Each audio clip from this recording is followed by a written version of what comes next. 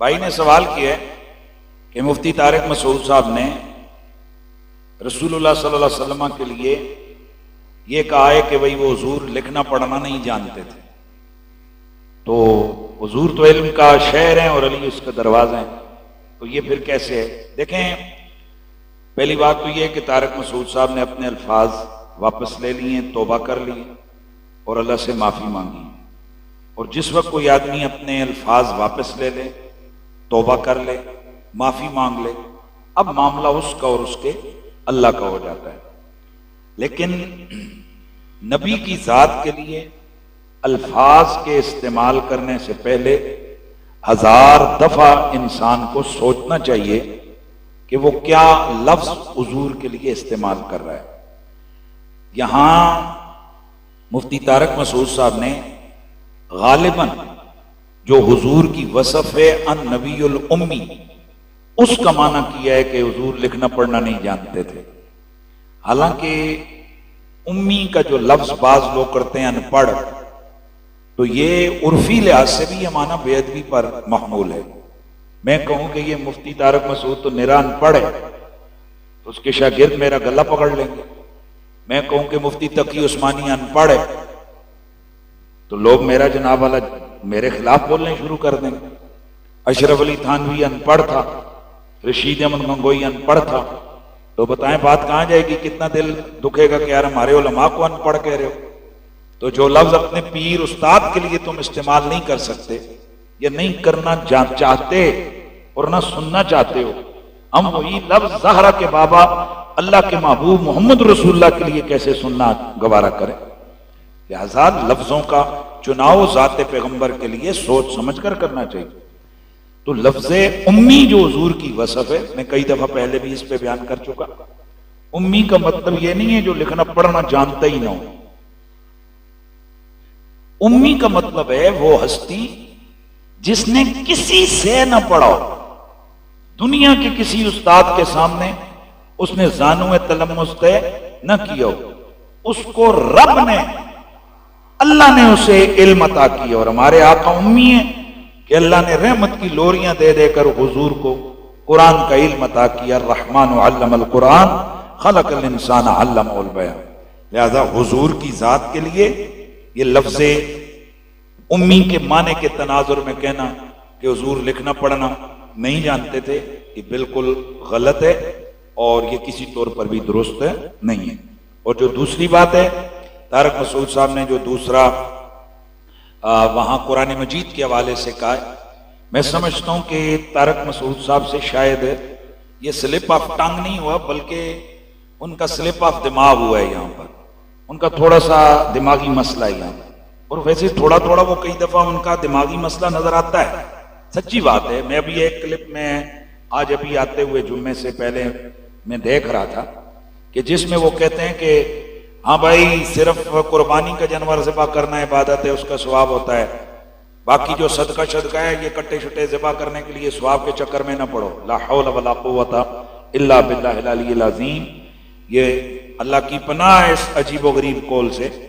मेरे ख्याल में मुफ्ती तारिक मसूद साहब बाज़ औक़ात तो बिल्कुल कहीं वो हवा के उसमें जहाज पे सवार होते हैं और उनको समझ नहीं आ रही होती है मैं क्या कह रहा हूं। अरे भाई, मुसलमान को तो अल्लाह ताला जो लुकमा खाता है उस पर भी सवाब अता फरमाता है, वो जो बीवी बच्चों को लुकमा खिलाता है उस पर भी सवाब अता फरमाता है। और अगर कोई मुसलमान वैसे जानवर को ज़िबा करता है, सदका करता है, तो उसको सवाब होता है। ये कहां से निकाल लिया जी कि सिर्फ कुर्बानी का जानवर ज़िबा करने का सवाब होता है? ये शायद वो अपने कोई हिंदू जो उनके सुनने वाले वो उस तरफ अपना जरा सॉफ्ट कॉर्नर उनके दिलों में पैदा करना चाहते हैं। तो ये मिर्जा जेलवी और ये अजीब किस्म की लायानियां मारते हैं ये दोनों लोग, चूंकि दोनों यूट्यूबर हैं, तो इसलिए ये अजीब और गरीब किस्म की बातें हैं, लायानी बातें। और जब हम इनको रद्द करते हैं तो फिर इनके वो जो मसलक के वो रहते हैं ना, वो चावा चावा वो समझते जी मसलक की तनाजुर में ये जी मुफ्ती साहब को जनाब ट्रोल कर रहे हैं। हालांकि ये लायानी बातें बोले ना उलमा देवबंद इस मसले पर। तकी उस्मानी साहब ही बताए ना कि क्या अगर कोई आदमी सदका करता है जानवर को, बकरा ज़िबा करता है अल्लाह की रजा के लिए, सदके की नीयत से, उसको सवाब नहीं होगा? क्या लायानी बात है यार। यानी ये किस किस्म की ये चीज लेकर आ रहा है ये बंदा। तो वो कहता है जी कि अस्तगफिरुल्लाह माअज़ल्लाह, वो कहते हैं जी कि जो कुरान मजीद है, तो कुरान मजीद के अंदर जो ना ग्रामेटिकली बज़ाहिर ग्रामर की, यही बात तो मिर्जा कादियानी ने लिखी है हकीकतुल वही के अंदर, जिस पर सारे लोगों ने, जो तारक मसूद साहब के जितने बड़े बुजुर्ग हैं उन्होंने भी गिरफ्त की, हमारे उलमा ने भी गिरफ्त की। अरे भाई, कुरान मजीद का जो रस्मुल खत है वो मुतवातिर है, यानी तमाम अरबी ग्रामर जो है वो कुरान की पाबंद है, कुरान किसी ग्रामर का पाबंद नहीं है। ये क्या लायानी बात है जी कि आप कुरान की आयतों को, ये कुरान के रस्मुल खत को आप जो ना किस पे क्यास कर रहे हैं, ये आजकल की जो ग्रामर पे। ये ग्रामर की चीजें बाद में आई, नाम का इल्म बाद में मुदव्वन हुआ, कुरान पहले था। कुरान को सामने रखकर वहां से जो ना आगे अरेबिक जो ग्रामर है उसको जो ना वो मुदव्वन किया गया। तो कुरान से ग्रामर चेक होगी, ग्रामर पर कुरान चेक नहीं होगा। ये क्या लायानी बात है। और वो जो उन्होंने आयत बयान की है लनस्फाम बिन नासिया, कसम से यार ये तो इल्म सीगा के अंदर यार ये मसला, ये उस दिन मैंने सानिया के बच्चों को पढ़ा रहा था मैं, तो ये उस दिन की बात है, वहां पर ये मसला हमने पढ़ाया। अल्लाह का बंदा जो सेकंड ईयर यानी सानिया क्लास का ये मसला है, ये लनस्फाम बिन नासिया, तो उसको भी अल्लाह का बंदा वो कहता है जी कि ये देखें ग्रामर के लिहाज से यहाँ पर इसको नून होना चाहिए और ये जो न तनवीन आ गई है, हालांकि वाज़े वहां पर लिखा है इल्तिबास से बचने के लिए ये किया गया। और ये आम तलबिलम को भी ये हंसते हैं, तलबिलम हंसते हैं तारक मसूद पे, यार इसको इतना सा जो ग्रामर का बुनियादी मसला है इसको नहीं पता, और वो माज़अल्लाह कुरान को चैलेंज कर रहा है जी कि कुरान नहीं लिखा गया। बाकी इस पर इंशाल्लाह मुझे याद रहेगा, मैं पूरा लेक्चर दूंगा कि ये जो लिखने हैं ना किताबत, मैं आपको फिर समझाऊंगा, और इंशाल्लाह साथ साथ हम उसके पूरा उसको लिख के भी चीजें बताएंगे कि ये ग्रामर के चीजें जो जो किताबत है, इस किताबत के क्या क्या उसूल हैं जिनके मुताबिक कुरान मजीद को लिखा गया है।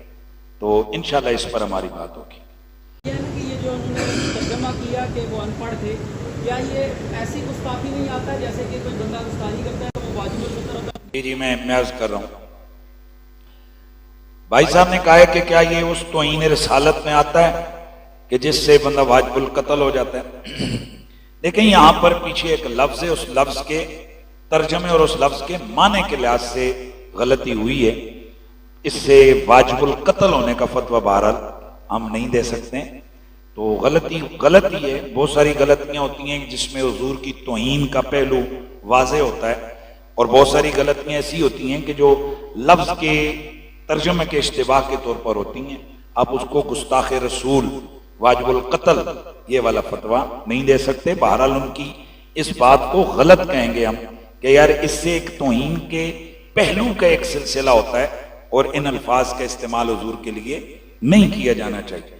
और यहाँ जो तारक मसूद साहब ने ये कहा है, खैर उन्होंने अब तौबा कर ली, उस पर हमें मेरे ख्याल में भी इस लंबी बात को नहीं करना चाहिए, लेकिन आपको ये भी समझा रहे हैं ये कितना खतरनाक मसला है कि कुरान साहबा ने गलत लिख दिया और हुजूर चूंकि लिखे पढ़े नहीं थे लिहाजा वैसे ही आगे चल पड़ा। इन्ना लिल्लाहि व इन्ना इलैहि राजिऊन।